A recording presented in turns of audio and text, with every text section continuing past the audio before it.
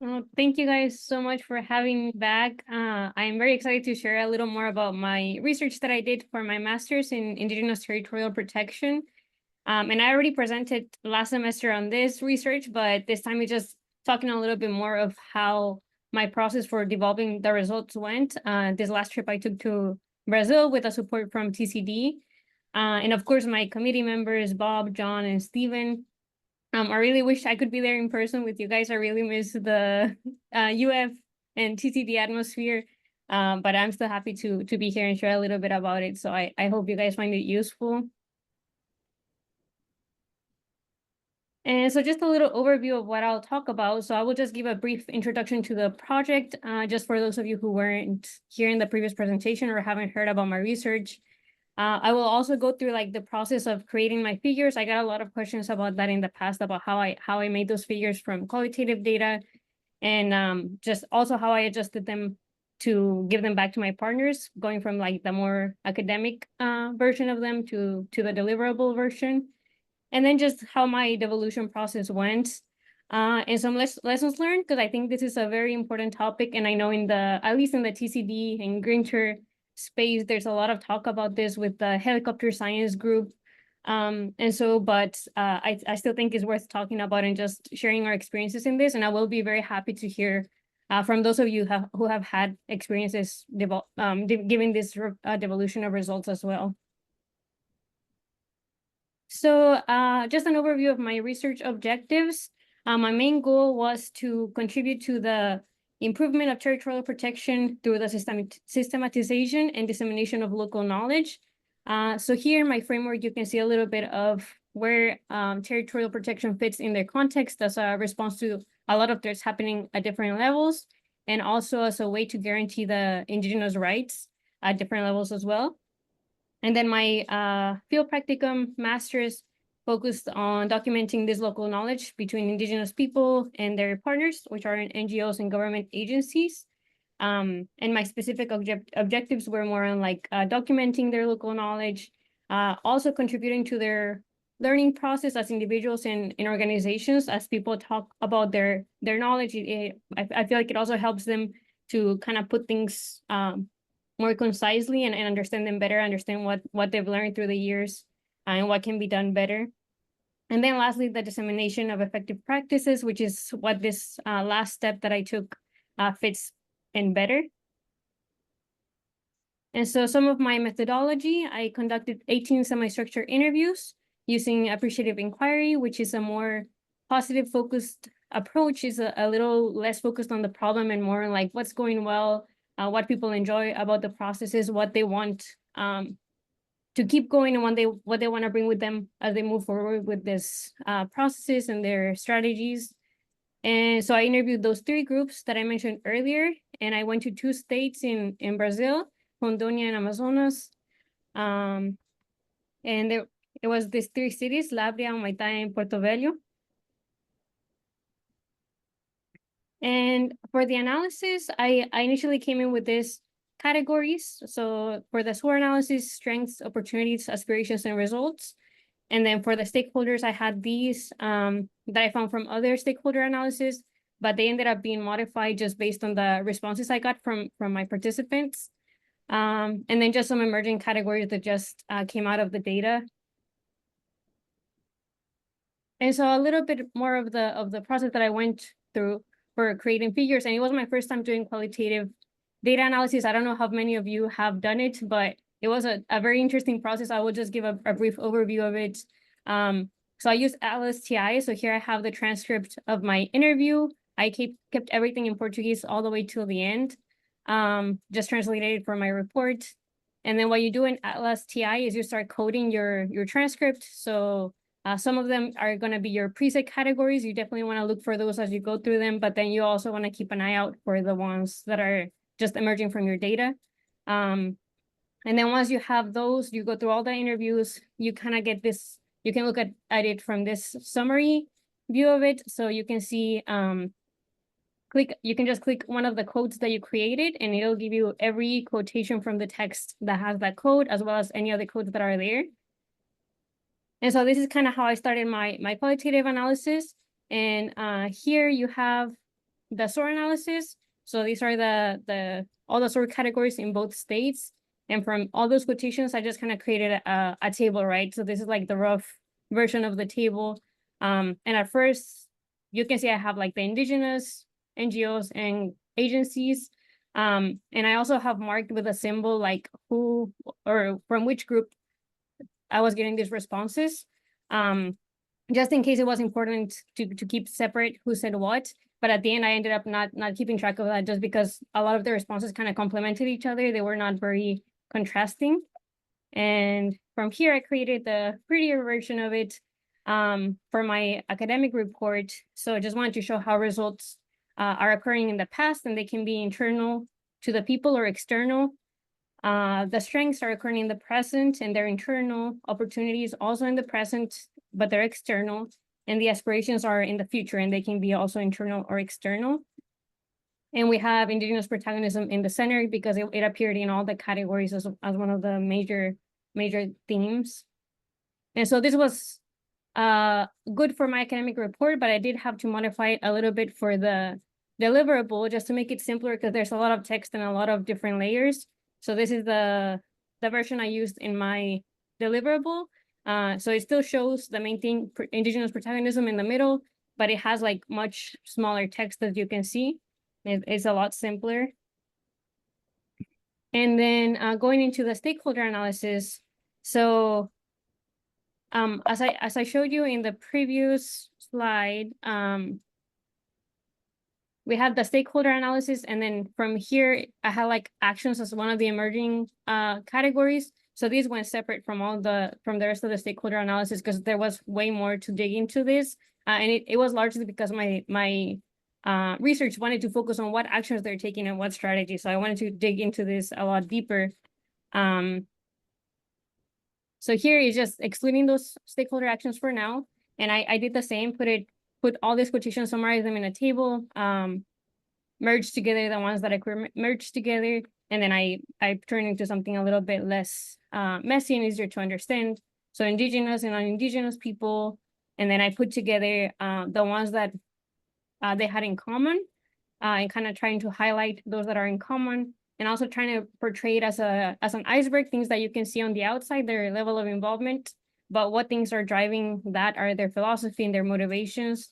But then once again, I modified that a little bit, or actually quite a bit for the deliverable, because this is a lot of text. Just wanted to show a little bit of what is driving their collaboration. And still keeping those original categories, but kind of just keeping the ones that they had in common, not showing so much of the difference between indigenous and non-indigenous people, more so of like what, as a group, what are you guys accomplishing together and how you're able to collaborate so well. Okay, and then for the capacity building, so in stakeholder actions, one of the actions is knowledge exchange, but knowledge exchange had a lot of different things going on. So I also divided that category into other categories. So the first one is capacity building, and it was a very common theme. As you can see, it was even more common than protection activities, which is kind of crazy.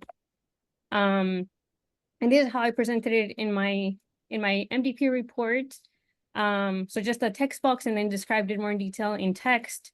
But for deliverable, I wanted to create a little bit more visually appealing version. So this little diagram and a very summarized version of it. And then going into protection activities. This is the initial figure that I have, very rough as well, just kind of a lot of information, trying to see what relationships are emerging from the text. And I ended up creating two figures from this information. So the first one is this one, and it just kind of shows those three activities within territorial protection, and it shows who is doing what and what their actions are, what the result is.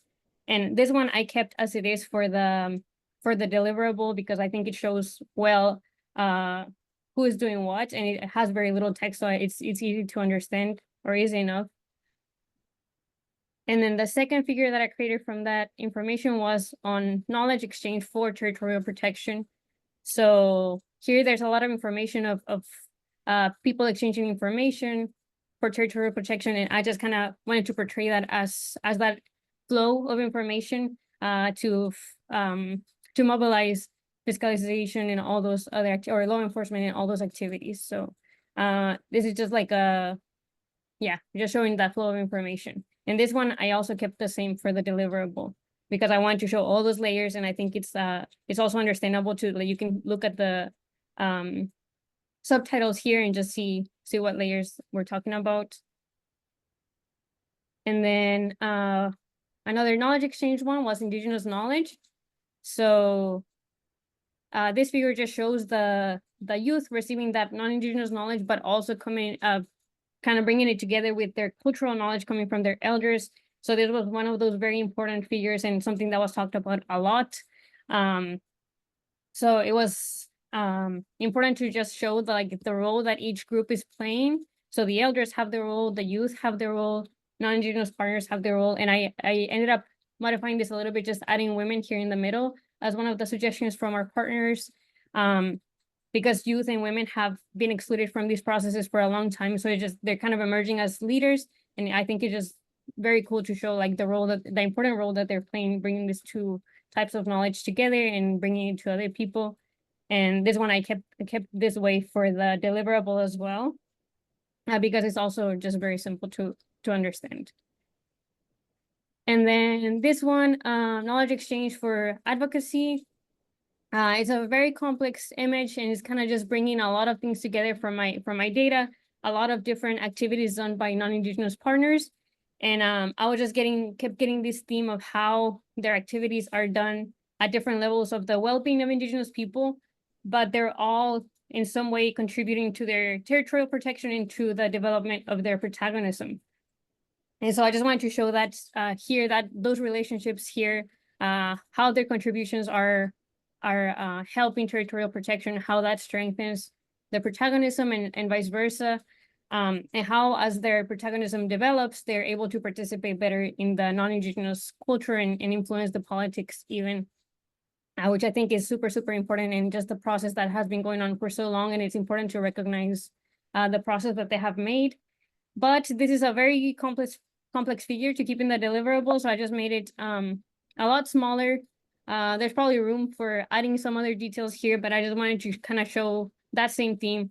Non-indigenous partners bringing in their help to strengthen territorial protection and protagonism, and eventually allow indigenous people to participate independently in the non-indigenous world. And then some other activities. One of the very important ones was social organization. So this is an example that I took from one of the NGOs I interviewed, and it's like a 30-year project or something. So there's a lot of details, and it was like from start to finish. So I didn't want to take away so much from it. I did modify it a little bit for the deliverable, but I still want to keep the information there because there was so much to learn from it for sure. It was a very good example that they gave me. So just modified it a little bit just to make it easier to read. Just kept this here instead of in the middle. So it's just kind of, you can read through here and just go to the sides for extra details. And I'm hoping to get a little bit more review on this from my partners, because I think there's a lot of room for improvement on this one, because they know this project so well. And I just got one interview on it, so it would help a lot. And so the way I presented it on the deliverable was it was a document, like a 20-page document. Mostly it was images and then some text accompanying and explaining the images, but very large font, so it's very, very easy to read. And I made it into a PDF, so they talked about how easy it would be to share that PDF even on their tablets. As they have these indigenous meetings, it would be easy to just pull out their tablet and just have that PDF to look through.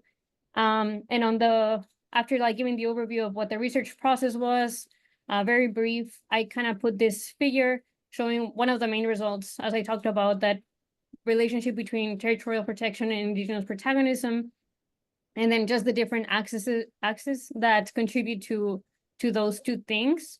And then I kind of like framed those figures that I just showed you in this different axis. And I explained it to them. It was kind of going from the thing that we're seeing happening, which is territorial protection, like on the more external level, and then kind of going deeper and deeper into what's going on inside, which a lot of it is just the development of protagonism and leadership with indigenous people. So I think this figure helped a lot to kind of just put things together and see how they relate to one another, how they build on one another, and how everything is so interrelated, everything that they're doing. And then going into a little bit of the devolution process I went through. So I had my initial contact with them when I conducted the interviews last year. And at the end of the interview, I asked them if they would be if they would be willing to contribute to the finalization of the results and the deliverable, reviewing the deliverable with me. And I got their contact information since then. So just kind of maintaining contact, trying to maintain contact since last year with many of them.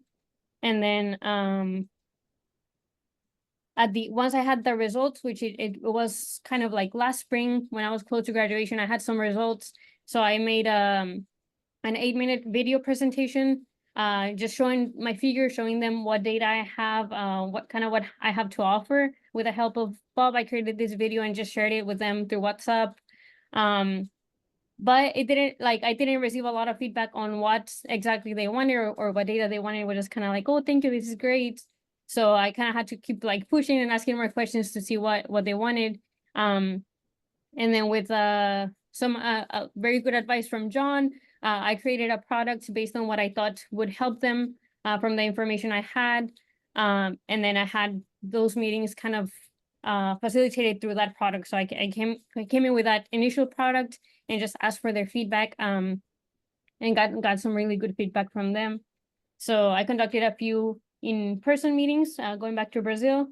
And I'm still hoping to get some more virtual meetings with some of the people I wasn't able to meet, just because their schedule is very crazy. Every time I go, everybody's out for conferences all the time. So it's very hard to be there on the same days that everybody's there. But it's good that we have virtual spaces to do everything now. So hopefully I will be able to continue this dialogue with them. And just an overview of some of the meetings I had. So I went to Manaus, and previously for my research, I hadn't gone there, but I made these new partners with Goyabi, actually through one of a seminary that was held at UF in the spring. And Goyabi is the regional indigenous organization for the Amazon. So it's much broader than what I had done in my research, and it's a very good organization to have contact with on this topic. And they gave me some good feedback on the inclusion of women, as I mentioned earlier.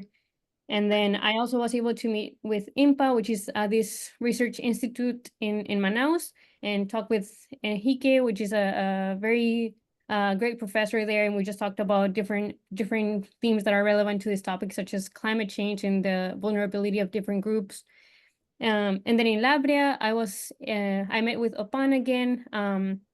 And they just very much highlighted the importance of having the systematization of knowledge and how necessary it is for NGOs, and how hard it is also to find the time for them to sit down and actually write down their knowledge, because they have so much knowledge and they have so much experience, but they just don't have the time or staff to do all that. So definitely something I would love to continue contributing with them if possible. And then with FUNAI in Labria as well, they talked a lot about this law that is going on right now called Marco Temporal. And it's been ongoing for many years, actually, that is being pushed as a way to restrict the right of indigenous people to their land. So it's a huge threat. It would really set a lot of things back for them. And it was vetoed by the president at the end of last year, but Congress kind of has still been pushing forward and finding ways to still implement it.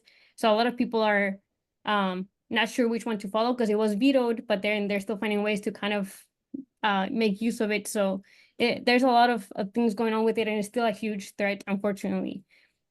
So I think a lot of that I try to frame the information in a way that highlighted how important it is for indigenous people, those of them who are not already involved in the movement, to get involved and to kind of fight continue to fight these battles that are ongoing right now. And then in Omaita, they gave me some more ideas for dissemination. IEBI is this NGO at a national level. So I just talked to the one in Omaita, but they were talking about how good it would be for them to share some of this information with the national level of it. So I would be very happy to continue with that. I think it would be helpful for them to just put what they're doing out there and get a little bit more recognition for it too. And another member from FUNAI just talking more about how to make these results more indigenous, because when I talk about culture, I just talk about culture as one word, but for them, the meaning is so deep. So it's definitely, there's a lot more that could be done if I have more meetings with indigenous people and I'm able to just kind of include more of their knowledge in it, or even them like just taking the figures and kind of playing with them and making them what's more relevant to them. And there's still some other people that I'm waiting for responses from and hoping to meet with them and just get their input on this. So hopefully I will be able to do that throughout this year.